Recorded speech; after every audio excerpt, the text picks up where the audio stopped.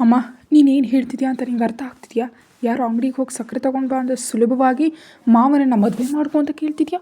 ಅದರಲ್ಲೂ ಚಿಕ್ಕ ವಯಸ್ಸಿನಿಂದ ನನಗೆ ಮಾವ ಅಂದರೆ ಭಯದಲ್ಲೇ ಸಾಯ್ತೀನಿ ಅನ್ನೋ ವಿಷಯ ಗೊತ್ತಿದ್ರು ಎಷ್ಟು ಚೆನ್ನಾಗಿ ಹೇಳ್ತಿದ್ಯಾ ಅಂತ ಆವೇಶದಿಂದ ತಾಯಿ ಮೇಲೆ ಕಿರ್ಚಾಡಿದ್ಲು.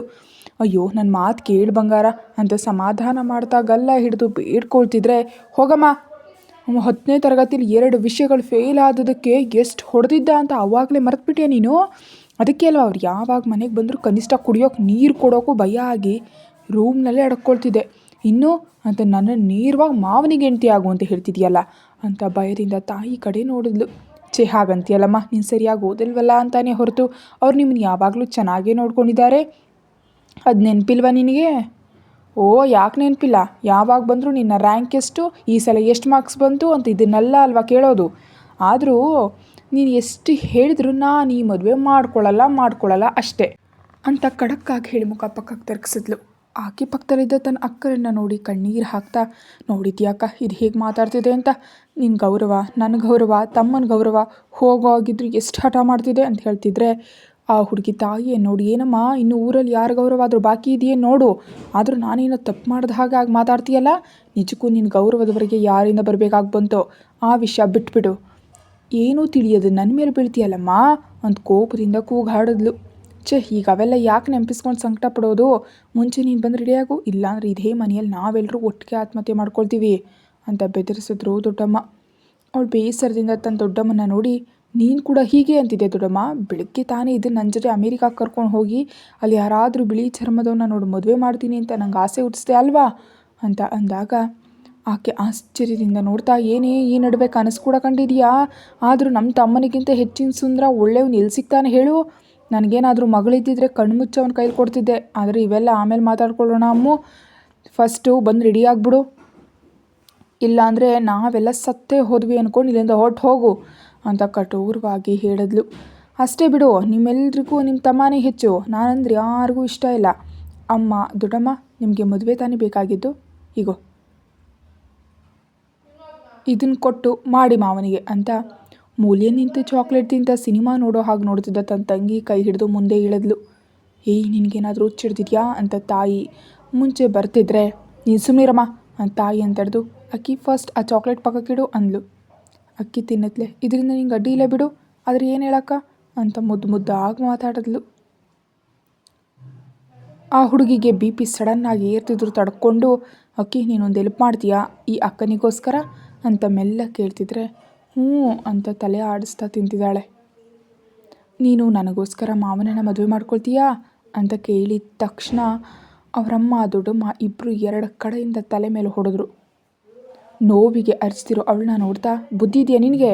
ಅದಕ್ಕೆ ಎಷ್ಟು ವಯಸ್ಸು, ಅದರ ವಯಸ್ಸೆಷ್ಟು, 10ನೇ ತರಗತಿ ಓದೋಳನ್ನ ಮದುವೆ ಮಾಡ್ಕೊತ ಕೇಳ್ತಿದೆಯಲ್ಲ ಅಂತ ಚೆನ್ನಾಗಿ ಬೈತಿದ್ರೆ, ಅಬ್ಬಾ ಯಾಕಾಗಿ ಬೈತಿದ್ದೀರಿ? ಏನದು ಚಿಕ್ಕ ಮಗು ಅಂತ ಅಂತಿದ್ದೀರಾ? ಆದರೆ ನಾನು ನಿಮಗೆ ಚಿಕ್ಕ ಮಗಳ ಥರ ಕಾಣಿಸ್ತಿಲ್ವಾ? PUC ಓದಿ ಸುಮ್ಮನೆ 1 ವರ್ಷ ತಿರುಗಿ ಆಮೇಲೆ ಡಿಗ್ರಿಗೆ ಜಾಯ್ನ್ ಆಗಿದೆಯಾ? ಇನ್ನೂ ನೀನು ಚಿಕ್ಕ ಮಗುನಾ? ಇನ್ನು ಮಾತುಗಳು ಸಾಕು, ಬಂದು ರೆಡಿಯಾಗು, ಮುಹೂರ್ತಕ್ಕೆ ಟೈಮ್ ಆಗ್ತಿದೆ ಅಂತ ಕಠೋರವಾಗಿ ಹೇಳಿದ್ಲು ತಾಯಿ. ಆಗಲೇ ಅವರ ತಂದೆ ದೊಡ್ಡಪ್ಪ ಕೂಡ ಬಂದು ಬುದ್ಧಿ ಹೇಳಿ ಹೇಗೋ ಅತ್ಯಂತ ಕಷ್ಟದ ಮೇಲೆ ಅವಳ ಮದುವೆಗೆ ಒಪ್ಪಿಸಿ ರೆಡಿ ಮಾಡಿ ಮಂಟಪದ ಹತ್ತಿರ ಕರ್ಕೊಂಡು ಬರ್ತಾರೆ. ಮನೆಯ ಮೇಲೆ ಅಸಹನೆಯಿಂದ ಕೂತಿದ್ದ ಮದುಮಗ ಪೃಥ್ವಿರಾಜ್ ಬರ್ತಿರೋ ಸೋದರ ಸೊಸೆಯನ್ನು ನೋಡಿ ತಲೆ ಹಿಡ್ಕೊಳ್ತಾನೆ. ಅವಳಿಗೆ ಮಾತ್ರ ಎದೆಯಲ್ಲಿ ಭಯ ಜ್ವಾಲಾಮುಖಿ ಹಾಗೆ ಉಕ್ಕಿ ಬರ್ತಿದ್ರೆ ಕೂರ್ದೆ ಹಾಗೆ ನಿಂತು ನೆಲ ನೋಡ್ತಾ ಇದ್ದಾಳೆ. ತಾಯಿ ದೊಡ್ಡಮ್ಮ ಇಬ್ಬರು 2 ಬದಿ ಹಿಡಿದು ಮನೆ ಮೇಲೆ ಬಲವಂತವಾಗಿ ಕೂರಿಸ್ತಾರವಳನ್ನ. ಇಬ್ಬರನ್ನು ನುಂಗು ಹಾಕುವಾಗ ನೋಡ್ತಾ ಪುರೋಹಿತರು ಮಂತ್ರಗಳನ್ನ ಓದ್ತಾ ಇಬ್ಬರ ಕೈಯಿಂದ ಪೂಜೆ ಮಾಡಿಸ್ತಿದ್ರೆ ಏನೋ ನೆಪ ಮಾತ್ರಕ್ಕೆ ಮಾಡಿ ನಮಸ್ಕಾರ ಮಾಡ್ತಾಳೆ. ಮೊದಲೇ ಅಂದ್ಕೊಂಡ ಹಾಗೆ ದೊಡ್ಡಮ್ಮ ದೊಡ್ಡಪ್ಪ ಇಬ್ಬರು ಸೇರಿ ಅಳಿಯ ಹಾಗೂ ತಮ್ಮನ ಕಾಲು ತೊಳೆದು ಕನ್ಯಾದಾನ ಮಾಡ್ತಾರೆ. ಪುರೋಹಿತರು ಇಬ್ಬರ ಕೈಯಲ್ಲಿ ಜೀರಿಗೆ ಬೆಲ್ಲ ಇಟ್ಟು ಒಬ್ಬರ ತಲೆ ಮೇಲೆ ಒಬ್ಬರು ಇಟ್ಕೊಳ್ಳಿ ಅಂತ ಹೇಳಿ ಎಲ್ರಿಗೂ ಅಕ್ಷತೆಯನ್ನು ಕೊಡ್ತಿದ್ರೆ, ಭಯ ಮತ್ತು ಅಳುವಿನಿಂದ ಪರದೆಯ ಆ ಕಡೆ ಇರೋ ತನ್ನ ಮಾವ ಪೃಥ್ವಿರಾಜ್ನ ನೋಡಿ ಅವನ ತಲೆ ಮೇಲೆ ಇಡ್ತಾಳೆ. ಅವನು ಮಾತ್ರ ಯಾವುದೇ ಭಾವನೆ ಇಲ್ಲದೆ ಅವಳ ತಲೆ ಮೇಲೆ ಕೈ ಇಟ್ಟಿದ ತಕ್ಷಣ ಪರದೆಯನ್ನು ಸರಿಸಿ ಒಬ್ಬರನ್ನೊಬ್ಬರು ನೋಡ್ಕೊಳ್ಳಿ ಅಂತ ಹೇಳ್ತಾರೆ ಪುರೋಹಿತರು. ತಲೆ ಮೇಲಿಟ್ಟು ಕೈಗೆ ಸಣ್ಣದ ಹಾಗೆ ನಡಕ್ತಾ, ನಾಳೆಯಿಂದ ಇವನ ಜೊತೆ ಇರಬೇಕಲ್ಲ ಅಂತ ನೆನಪಿಸ್ಕೊಂಡ್ರೇ ಭಯದಿಂದ ಅಲ್ಲೇ ಪ್ರಾಣ ಹೋಗೋ ಆಗಿದೆ ಅವಳ ಪರಿಸ್ಥಿತಿ.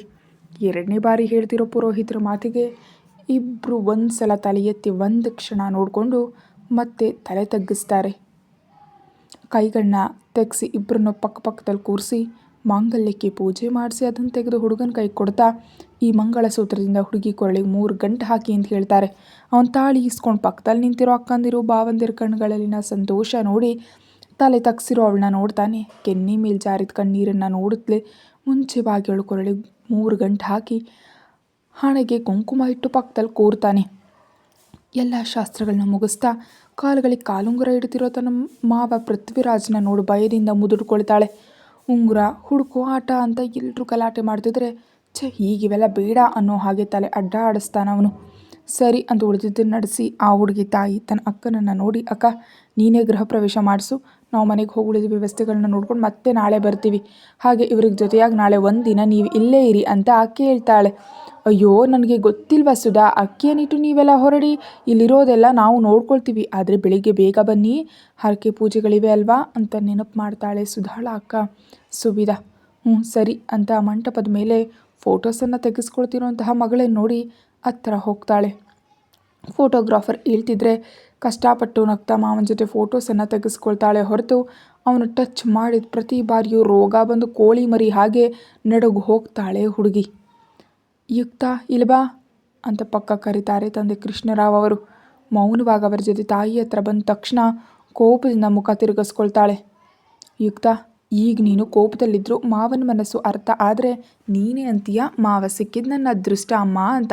ಸರಿ ಇದ್ರ ಬಗ್ಗೆ ಆಮೇಲೆ ಮಾತಾಡ್ಕೊಳ್ಳೋಣ, ಈಗ ಹೊರಡ್ತೀವಿ ಮಗಳೇ, ಮನೆ ಹತ್ರ ಇದ್ದಿದ್ದನ್ನು ಇದ್ದಾಗ್ಬಿಟ್ಟು ಬಂದಿದ್ದೀವಿ, ಮತ್ತು ಬೆಳಗ್ಗೆ ಬರ್ತೀವಿ ಸರಿನಾ ಅಂತ ಗಲ್ಲ ಹಿಡಿದು ಹೇಳ್ತಿದ್ರೆ ಅವಳ ಕಣ್ಣೀರು ಕೆನ್ನೆಗಳನ್ನ ಒದ್ದೆ ಮಾಡುತ್ತೆ.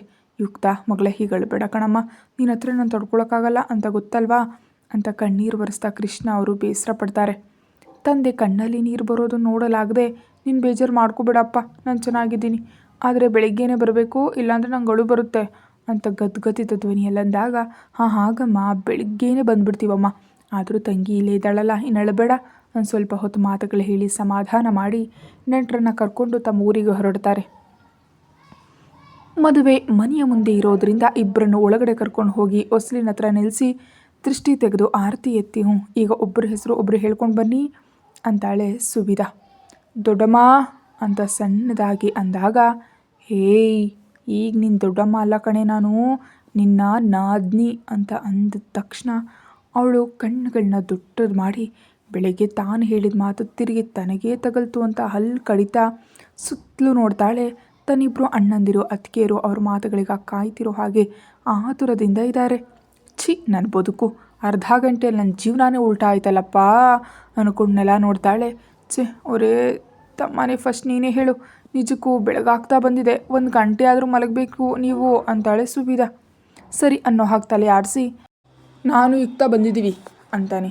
ಎಲ್ಲರೂ ತಲೆ ಹಿಡ್ಕೊಂಡ್ಬಿಟ್ಟು, ಮಾವಾ ಯುಕ್ತ ನಿನ್ಗೆ ಏನಾಗಬೇಕಂತ ಹೇಳಿ ಆಮೇಲೆ ಹೆಸರು ಹೇಳಬೇಕು ಅಂತಾನೆ. ಸುವಿಧಾ ದೊಡ್ಡ ಮಗ ರಾಮ್. ಈ ಅಣ್ಣ ಒಬ್ಬ ತಂಗಿ ಸಂಕಟದಿದ್ದಾಳೆ ಅಂತ ಕೂಡ ನೋಡಿದ್ರೆ ತಮಾಷೆ ಮಾಡ್ತಿದ್ದಾನೆ, ಅಗತ್ಯ ಇದೆಯಾ ಮಾವನ ಜೊತೆ ಇವೆಲ್ಲ ಅಂತ ಮನಸ್ಸಲ್ಲಿ ಅಂದ್ಕೊಳ್ತಾ ನೆಕ್ಸ್ಟ್ ತಾನೇ ಅಂತ ನೆನಪಾಗಿ ಕೆಳಗೆ ಕಾಲುಗಳು ಸಣ್ಣದಾಗಿ ನಡಗುತ್ತವೆ.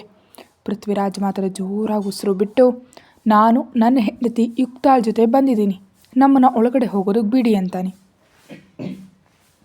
ಹೇ ಮಾವ ನೀ ಸೂಪರ್, ನೆಕ್ಸ್ಟ್ ನನ್ನ ಅತ್ತಿಗೆ ಅಂತ ತಮಾಷೆಯಾಗಂತಿದ್ರೆ ಯುಕ್ತ ತಲೆ ಎತ್ತಿ ಎಲ್ಲರನ್ನ ಕೋಪದಿಂದ ನೋಡ್ತಾ, ನಾನು ನಮ್ಮ ಮಾವನ ಜೊತೆ ಬಂದಿದ್ದೀನಿ ಅಂತ ಮೆಲ್ಲಗೆ ಹೇಳಿ ಮತ್ತೆ ತಲೆ ತಗ್ಗಿಸ್ಬಿಡ್ತಾಳೆ. ಯುಕ್ತ ಇಷ್ಟೊತ್ತಿನವರೆಗೂ ನಿನಗೆ ಮಾವ, ಈಗ ಸಂಬಂಧ ಬದಲಾಗಿದೆ ಅಲ್ವಾ, ಮಾವ ನಿನಗೆ ಏನಾಗಬೇಕಂತ ಹೇಳಬೇಕು ಅಂತ ಸೀರಿಯಸ್ ಆಗಿ ಹೇಳ್ತಾಳೆ ಸುವಿಧಾ. ಎಲ್ಲರೂ ಟೈಮ್ ನೋಡಿ ಆಟ ಆಡ್ತಿದ್ದಾರಲ್ವ, ಈಗೆಲ್ಲ ನನಗೂ ಟೈಮ್ ಬರುತ್ತೆ, ಅವಾಗ ನೋಡ್ಕೊಳ್ತೀನಿ ಒಬ್ಬೊಬ್ಬರು ಕೆಲಸ ಅಂತ ಖಂಡಿತವಾಗಿ ತನ್ನ ದೊಡ್ಡಮ್ಮನನ್ನು ನೋಡ್ತಾ, ನಾನು ನಮ್ಮ ಯಜಮಾನ್ರು ಅಂತ ಒತ್ತು ಹೇಳಿ ಪೃಥ್ವಿರಾಜ್ ಅವ್ರ ಜೊತೆ ಬಂದಿದ್ದೀನಿ ಅಂತ ಹಲ್ಲು ಕಡ್ದು ಹೇಳಿ ಭಯದಿಂದ ತನ್ನ ಮಾವನ ಕಡೆ ತಲೆ ತಿರುಗಿಸಿ ನೋಡ್ತಾಳೆ. ಆಗಲೇ ಪೃಥ್ವಿರಾಜ್ ಯುಕ್ತಾಳನ್ನು ನೋಡ್ತಿದ್ರೆ ಕಂಗಾಲಾಗಿ ತಲೆ ತಗ್ಗಿಸ್ಕೊಂಡ್ಬಿಟ್ಟು, ದೊಡ್ಡಮ್ಮ ನಂಗೆ ನಿದ್ದೆ ಬರ್ತಿದೆ ಅಂತಾಳೆ. ಸರಿ ಪೃಥ್ವಿರಾಜ್ ಯುಕ್ತಾಳ ಕೈ ಹಿಡಿದು ಬಲಗಾಲು ಒಳಗಡೆ ಇಟ್ಟು ಬನ್ನಿ ಅಂತ ದಾರಿ ಬಿಡ್ತಾಳೆ ಸುವಿಧಾ. ನಡಕ್ತಿರೋ ಯುಕ್ತಾಳ ಕೈ ಹಿಡಿದು ಅವಳ ಜೊತೆ ಬಲಗಾಲು ಒಳಗಡೆ ಇಟ್ಟು ಬಂದ ತಕ್ಷಣ ಇಬ್ಬರನ್ನು ಕರ್ಕೊಂಡು ದೇವರ ಕೋಣೆಗೆ ಹೋಗಿ ದೀಪ ಹಚ್ಚಿ ಸೆರಗಿನ ಗಂಟನ್ನು ಬಿಚ್ಚಿ ಅಕ್ಕನನ್ನು ಕರ್ಕೊಂಡು ಆ ಕೊನೆಯಲ್ಲಿರೋ ರೂಮ್ಗೆ ಹೋಗಿ ಸ್ವಲ್ಪ ಹೊತ್ತು ಮಲಗಿ ಅಂತ ಹೇಳ್ತಾಳೆ. ದೊಡ್ಡಮ್ಮ ಅಂತ ಯುಕ್ತಾಳ ಕೈ ಹಿಡಿದು ಮೂಲೆಯಲ್ಲಿರೋ ರೂಮ್ಗೆ ಹೋಗಿ ಬಟ್ಟೆ ಬದಲಾಯಿಸ್ಕೊಳ್ಳೋದಕ್ಕೆ ಹೆಲ್ಪ್ ಮಾಡ್ತಾಳೆ ಅವಳ ತಂಗಿ. ತಮ್ಮ ನೀನು ಕೂಡ ಹೋಗೋ ಅಂತಿದ್ರೆ, ಹ್ಞೂ ನೀವು ಕೂಡ ಹೋಗಿ ಅಕ್ಕ ಅಂತ ಅವ್ರಿಗೆ ಹೇಳಿಬಿಟ್ಟು ತನ್ನ ರೂಮ್ಗೆ ಹೋಗಿ ಬಾಗಿಲು ಹಾಕ್ಕೊಳ್ತಾನೆ ಪೃಥ್ವಿ. ಎಲ್ಲರೂ 1 ಗಂಟೆ ಕಣ್ಮುಚ್ಚಿದ್ರು. ಪೃಥ್ವಿ ಮತ್ತು ಯುಕ್ತ ಮಾತ್ರ ಮಲಗಲ್ಲ. ಚಕಚಕನೆ ವ್ರತಕ್ಕೆ ತಯಾರಿ ಮಾಡಿ ಪುರೋಹಿತರು ಬಂದ ತಕ್ಷಣ ಪೃಥ್ವಿರಾಜ್ ಮತ್ತು ಯುಕ್ತಾಳನ್ನು ರೆಡಿ ಮಾಡಿ ಮನೆ ಮೇಲೆ ಕೂರಿಸ್ತಾರೆ. 10:00ವರೆಗೆ ವ್ರತ ಮುಗಿಸಿ ಪ್ರಸಾದ ತಿಂದು ಇಬ್ಬರನ್ನು ಚಾಪೆ ಹಾಕಿ ಕೂರಿಸಿ ತಿಂಡಿ ಇಡ್ತಾರೆ. ತನ್ನ ಮಾವನ ಮುಂಚೆ ತಿರುಗಾಡೋದಕ್ಕೆ ಭಯಪಡೋ ತಾನು ಈಗ ಪಕ್ಕದಲ್ಲಿ ಕೂತು ತಿನ್ಬೇಕಂದ್ರೆ ಭಯದಿಂದ ಇಡ್ಲಿ ಚೂರು ಕೈಯಲ್ಲಿ ಪುಡಿ ಪುಡಿಯಾಗಿ ಹೋಗ್ತಿದ್ರೆ ಪೃಥ್ವಿರಾಜ್ ಗಬಗಬನೆ ತಿಂದ್ಬಿಟ್ಟು ಹೊರಗಡೆ ಇರೋ ಊರಿನ ದೊಡ್ಡವರ ಜೊತೆ ಮಾತಾಡೋಕೆ ಹೋಗ್ತಿದ್ದಂತೆ ಆವಾಗ 2 ಇಡ್ಲಿ ತಿಂದು ತನ್ನ ರೂಮ್ಗೆ ಹೋಗ್ತಾಳೆ. ಅಡುಗೆ ಮಾಡ್ತಾ, ಅಕ್ಕ ನಾಳೆ ಮೊದಲ ರಾತ್ರಿ ಅಂದರೆ ಯುಕ್ತ ಎಷ್ಟು ಗಲಾಟೆ ಮಾಡ್ತಾಳೋ ಅಂತ ಭಯ ಆಗ್ತದೆ ಅಂತ ಅಂತಿದ್ರೆ, ಅದಕ್ಕೋಸ್ಕರ ಯುಕ್ತಾಳನ್ನು ಕರ್ಕೊಂಡು ಹೋಗಿ ಮನೆಯಲ್ಲಿ ಇಟ್ಕೊಳ್ಳೋಣ ಅಂತ ಅಂದ್ಕೊಂಡಿದ್ಯಾ ಸುಧಾ? ನೀನು ಒಂದು ನೆನಪಿನಲ್ಲಿ ಇಟ್ಕೊ, ಅವರಿಬ್ಬರು ಒಟ್ಟಿಗೆ ಇದ್ರೇ ಒಬ್ರನ್ನೊಬ್ರು ಅರ್ಥ ಮಾಡಿಕೊಂಡು ಹತ್ರ ಹಾಕ್ತಾರೆ. ಆದರೂ ಪೃಥ್ವಿರಾಜ್ ಅವನಿಗೇನು ದೊಡ್ಡ ವಯಸ್ಸಾಗಿಲ್ಲ. ಪೃಥ್ವಿರಾಜ್ಗೆ ಯುಕ್ತಾಗೆ ಕೇವಲ 8 ವರ್ಷ ಅಷ್ಟೇ ವ್ಯತ್ಯಾಸ ಇರೋದು. ಅವಳನ್ನ ತನಗೆ ತಕ್ಕ ಹಾಗೆ ಬದಲಾಯಿಸ್ಕೊಳ್ತಾನೆ. ನೀನೇನು ಕಂಗಾಲಾಗ್ಬೇಡ, ನಾಳೆ ಮನೆಗೆ ಕರ್ಕೊಂಡು ಹೋದ್ಮೇಲೆ ಮೆಲ್ಲಗೆ ಬುದ್ಧಿ ಹೇಳೋಣ, ಸರಿನಾ? ಹ್ಞೂ ಸರಿ ಅಕ್ಕ ಅಂತ ಅಡುಗೆ ಮುಗಿಸಿ ಎಲ್ಲರೂ ಒಂದೇ ಸಲ ಕೂತು ಊಟ ಮಾಡ್ತಿದ್ರೆ ಯುಕ್ತ ಮಾತ್ರ ಅನ್ನದಲ್ಲಿ ಗೆರೆಗಳನ್ನ ಇಳಿತಾ ಇರ್ತಾಳೆ. ಅವಳನ್ನ ಗಮನಿಸಿದ ಪೃಥ್ವಿರಾಜ್ ಗಬಗಬನೆ 4 ತುತ್ತು ತಿಂದುಬಿಟ್ಟು ಎದ್ದು ಹೊರಗಡೆ ಹೋದರೆ ಯುಕ್ತ ನೆಮ್ಮದಿಯಾಗಿ 2 ತುತ್ತು ತಿಂದು ಎದ್ದು ರೂಮ್ಗೆ ಹೋಗಿ ಮಲ್ಕೊಳ್ತಾಳೆ. ಸಾಯಂಕಾಲ ಆಗ್ತಾ ಬರ್ತಿದ್ದಂತೆ ಹೊರಗಡೆ ಮಂಚಗಳ ಮೇಲೆ ಕೂತು ಎಲ್ಲರೂ ಹರಟೆ ಹೊಡಿತಿದ್ರೆ ಯುಕ್ತ ಮಾತ್ರ ಮೆಟ್ಟೆಗಳ ಮೇಲೆ ಕೂತು ಬೇಜಾರಾಗಿ ಮುಖ ಇಟ್ಕೊಂಡು ಕೊರಳಲ್ಲಿರೋ ತಾಳಿಯನ್ನು ನೋಡ್ತಾ ಇರ್ತಾಳೆ. ಯುಕ್ತ ಇಲ್ವಾ ಅಂತ ಅವ್ರ ದೊಡ್ಡಪ್ಪ ಕರೀತಿದ್ರೆ ಎದ್ದವ್ರ ಪಕ್ಕದಲ್ಲಿ ಕೂತ್ಕೊಳ್ತಾಳೆ. ಏನಮ್ಮ ಹಾಗಿದೆಯಾ ಅಂತ ಪ್ರೀತಿಯಿಂದ ಕೇಳ್ತಾರೆ. ಏನೂ ಇಲ್ಲ ಅನ್ನೋ ಹಾಗೆ ತಲೆ ಅಡ್ಡ ಆಡಿಸ್ತಿದ್ರೆ, ಹೇ ಹತ್ಕೆಮ್ಮ ಏನೇ ಬಾಯಲ್ಲಿ ಮಾತು ಬರ್ತಿಲ್ಲ ಅಂದ ರಾಮ್. ಸಿದ್ದು ತಮಾಷೆಯಾಗಿ ರೇಗಿಸ್ತಾರೆ. ಇನ್ನು ಕೋಪ ತಡ್ಕೊಳ್ಳೋದಕ್ಕಾಗದೆ ಅಂತ ಕಿರ್ಚಿ, ನೀವಿವತ್ತು ಸಿಕ್ಕಿದ್ರಿ ರೀ ಅಂತ ಮಂಚದಿಂದ ಇಳಿದು ಅವ್ರ ಹತ್ರ ಬರ್ತಿದ್ದಂತೆ ಇಬ್ಬರು ಮಂಚದಿಂದ ಇಳಿದು ಓಡ್ತಾರೆ. ಯುಕ್ತ ಕೂಡ ಹಿಂದೆ ಬೀಳ್ತಾ, ಇವತ್ತು ನೀವಿಬ್ಬರು ಸಿಕ್ಕಿದ್ರಿ ಇರ್ರೋ ಅಂತ ಕೂಗ್ತಾ ಬರ್ತಿದ್ರೆ ಎದುರುಗಡೆ ಲುಂಗಿ ಮೇಲ್ಕಟ್ಟು ಫೋನಲ್ಲಿ ಮಾತಾಡ್ತಾ ಬರ್ತಿರೋ ಪೃಥ್ವಿರಾಜ್ನ ನೋಡಿ ಅವರಿಬ್ಬರು ಸೈಡಾದರೆ ಯುಕ್ತ ಮಾತ್ರ ಬೊಂಬೆ ಥರ ಕಲ್ಲಾಗಿ ಹೋಗ್ಬಿಡ್ತಾಳೆ. ಹಾಗೆ ನಿಂತಿದ್ದು ಯುಕ್ತಾಳನ್ನ ವಿಚಿತ್ರವಾಗಿ ನೋಡಿ, ಹ್ಞೂ ಹೇಳು ರಾಡು ಅಂತ ಪಕ್ಕದಿಂದ ಹೋಗ್ತಾನೆ. ರಾಮ್ ಸಿದ್ದು ಜೋರಾಗಿ ನಗ್ತಿದ್ರೆ ಸೌಂಡ್ಗೆ ಎಚ್ಚೆತ್ಕೊಂಡು ಕೋಪದಿಂದ ನೋಡ್ತಾ, ಈಗಲ್ಲ ಆಮೇಲೆ ಮಾವನಿಗೆ ಹೇಳಿ ನಿಮಗೆ ಹೊಡೆಸ್ತೀನಿ ನೋಡಿ ಅಂತ ಮೂಗು ಮುರಿತಾಳೆ. ಇಬ್ಬರು ಬಿದ್ದು ಬಿದ್ದು ನಗ್ತಾ, ಫಸ್ಟ್ ನೀನು ಮಾವನ ಜೊತೆ ಮಾತಾಡೇ ಆಮೇಲೆ ನಮಗೆ ಹೊಡೆಯೋಕೆ ಹೇಳಿವಂತೆ ಅಂತ ಅಣಗಿಸ್ತಾ ಒಳಗಡೆ ಹೋದರೆ, ಚಿಚಿಚಿ ಎಲ್ರಿಗೂ ಹೊಗರಾಗೋದ್ನಲ್ಲ, ಇಂಥದ್ದು ಹೇಗೆ ತಗೊಳ್ತೋ ನನ್ನ ಹಣೆ ಬರಹ ಅಂದ್ಕೊಂಡು ಮರದ ಕೆಳಗಡೆ ಉಯ್ಯಾಲೆಯನ್ನು ನೋಡಿ ಹೋಗಿ ಕೂತು ತೂಗುತ್ತಾ ಈ ಮದುವೆಗೆ ಕಾರಣವಾದ ತನ್ನ ಅಕ್ಕನ ಮನಸ್ಸು ಬಂದ ಹಾಗೆ ಬೈದ್ಕೊಳ್ತಾಳೆ. ಎಲ್ಲರೂ ಊಟ ಕೂತಾಗ ಪೃಥ್ವಿ ಯುಕ್ತ ಹೊರಗಡೆ ಇದ್ದಾಳೆ, ಹೋಗಿ ಕರ್ಕೊಂಡು ಬಾ ಅಂತ ಕಳಿಸ್ತಾರೆ. ನಿಟ್ಟುಸಿರು ಬಿಡ್ತಾ, ಅದು ನನ್ನ ನೋಡಿದ್ರೇ ಓಡೋಗುತ್ತೆ, ಈಗ ನಾನೇ ಹೋಗಿ ಕರಿಬೇಕಂತೆ ಯಪ್ಪ ಏನೋ ಅಂತ ತಲೆ ಆಡಿಸ್ತಾ ಹೊರಗಡೆ ಹೋಗಿ ನೋಡ್ತಾನೆ. ಉಯ್ಯಾಲೆಯಲ್ಲಿ ಕೂತು ಎಲ್ಲೋ ನೋಡ್ತಿರೋ ಯುಕ್ತಾಳನ್ನು ನೋಡಿ ಹತ್ರ ಹೋಗಿ ಯುಕ್ತ ಅಂತ ಕರೀತಾನೆ. ಅವನ ಕರೆಗೆ ಎಲ್ಲೋ ಇದ್ದು ಯುಕ್ತ ಎದುರುಗಡೆ ಇರೋ ತನ್ನ ಮಾವನ್ನ ನೋಡಿದ ತಕ್ಷಣ ಆ ಏಟಿಗೆ ಉಯ್ಯಾಲೆಯಿಂದ ಜಾರಿ ಕೆಳಗೆ ಬಿದ್ದೋಗ್ತಾಳೆ. ಯುಕ್ತ ಅಂತ ಕೈ ಹಿಡಿದು ಕೆಳಗೆ ಬಿದ್ದು ಅವಳನ್ನ ಮೇಲೆತ್ತುತ್ತಾನೆ ಪೃಥ್ವಿರಾಜ್. ಆ ಜೋರ್ನಲ್ಲಿ ಬಂದು ಪೃಥ್ವಿರಾಜ್ನ ಗಟ್ಟಿಯಾಗಿ ಅಪ್ಕೊಂಡ ತಕ್ಷಣ ಭಯದಿಂದ ಲೈಟಾಗಿ ಎದೆಯಲ್ಲಿ ನೋವು ಬಂದ ಹಾಗನ್ನಿಸಿ ಪೃಥ್ವಿಯನ್ನ ಬಿಟ್ಟು ಯಾವುದೋ ನಾಯಿ ಬೆನ್ನಟ್ಟಿದಾಗಿ ಸ್ಪೀಡಾಗಿ ಒಳಗಡೆ ಓಡಿ ಹೋಗ್ಬಿಡ್ತಾಳೆ. ಒಳಗಡೆ ಓಡ್ತಿರೋ ಯುಕ್ತಾಳನ್ನ ನೋಡಿ ನಿಟ್ಟುಸಿರು ಬಿಡ್ತಾ ಒಳಗಡೆ ಹೋಗ್ತಾನೆ. ಎಲ್ಲರೂ ಕೂತಿದ್ರೆ ಸುಧಾ ಸುವಿಧ ಸೇರಿ ಊಟ ಬಡಿಸಿ, ಯುಕ್ತ ನೀನೇ ಇವತ್ತು ನಿಮ್ಮ ಯಜಮಾನರಿಗೆ ಅನ್ನ ತಿನ್ನಿಸ್ಬೇಕು, ಹ್ಞೂ ಬೇಗ ತಿನ್ನಿಸು ಅಂತ ಯುಕ್ತಾಳ ತಟ್ಟೆಯಲ್ಲಿ ಎಲ್ಲ ಇಟ್ಟು ಪೃಥ್ವಿರಾಜ್ನ ಎದುರುಗಡೆ ಕೂರಿಸ್ತಾರೆ. ಅಕ್ಕ ಅಂತ ಅಸಹನೆಯಿಂದ ಅಂತಿದ್ರೆ, ತಮ್ಮ ಇವೆಲ್ಲ ಸಂಪ್ರದಾಯ ಕಣೋ, ನೀನು ಸೈಲೆಂಟಾಗಿ ಕೂತ್ಕೋ ಅಂತ ಗದರಿಸ್ತಾಳೆ ಸುವಿಧ. ಮಾವನೇ ಬಾಯಿ ಮುಚ್ಚಿದ ಅಂದಮೇಲೆ ಇನ್ನು ನಾನೆಷ್ಟಪ್ಪ ಅಂದ್ಕೊಂಡು ತಟ್ಟೆಯಲ್ಲಿದ್ದ ಲಡ್ಡು ತೆಗೆದು ಮಾವನ ಮುಂದೆ ಇಡ್ತಾಳೆ. ಹೊರತು ಕೈ ಒಂದು ರೇಂಜಿಗೆ ನಡಕ್ತಾ ಇರುತ್ತೆ. ಎಲ್ಲರೂ ಮುಸಿ ಮುಸಿ ನಗ್ತಿದ್ರೆ ನಡಕ್ತಿರೋ ಯುಕ್ತಾಳ ಕೈಯನ್ನು ನೋಡಿ ಮಣಿಕಟ್ಟಿನ ಹತ್ರ ಹಿಡಿದು ಲಡ್ಡು ಒಂದು ಸ್ವಲ್ಪ ಕಚ್ಚಿ, ಇನ್ನೂ ಬೇಡ ಅಂತಾನೆ. ಸಂತೋಷ ಅಂದ್ಕೊಂಡು ಗಬಗಬನೆ ಲಡ್ಡುವನ್ನು ಬಿಟ್ಬಿಟ್ಟು ಅನ್ನ ಕಲಸಿ ಬಾಯಿ ಹತ್ರ ಇಡ್ತಾಳೆ. ನೆಲ ನೋಡ್ತಿರೋ ಯುಕ್ತಾಳನ್ನ ನೋಡಿ ತುತ್ತನ್ನು ಈಸ್ಕೊಂಡ ತಕ್ಷಣ ಬೆಳ್ಳೆಗಳಿಗೆ ತಗಲಿದ ಅವನ ತಟ್ಟಿ ಸ್ಪರ್ಶಕ್ಕೆ ಎಲೆ ಹಾಗೆ ನಡಗೆ ಹೋಗ್ತಾ ಗ್ಯಾಪ್ ಕೊಡದೆ ತುತ್ತಿನಿಂದೆ ತುತ್ತು ಬಾಯಿಗೆ ತುರುಕ್ತಾ ಇದ್ದರೆ, ಯುಕ್ತ ಇನ್ನು ಸಾಕು ಅಂತಾನೆ. ಹಂಗೆ ದಡಬಡಿಸಿ ಹೆದರ್ಕೊಂಡು ತುತ್ತನ್ನು ತಟ್ಟೆಯಲ್ಲೇ ಬಿಟ್ಟುಬಿಡ್ತಾಳೆ. ಮಾವ ನೀವು ಕೂಡ ತಿನ್ನಿಸು ಅಕ್ಕನಿಗೆ ಅಂತಾಳೆ ಅಕ್ಕಿ. ಅಷ್ಟರಲ್ಲಿ ಪೃಥ್ವಿರಾಜ್ ಫೋನ್ ರಿಂಗ್ ಆಗ್ತಿದ್ರೆ, ಈಗಲ್ಲ ಹಾಕಿ ನೀವು ಊಟ ಮಾಡಿ ಅಂತ ಎಲೆ ಮುಂಚೆ ಎದ್ದು ಫೋನ್ ತಗೊಂಡು ಹೊರಗಡೆ ಹೋಗ್ತಾನೆ.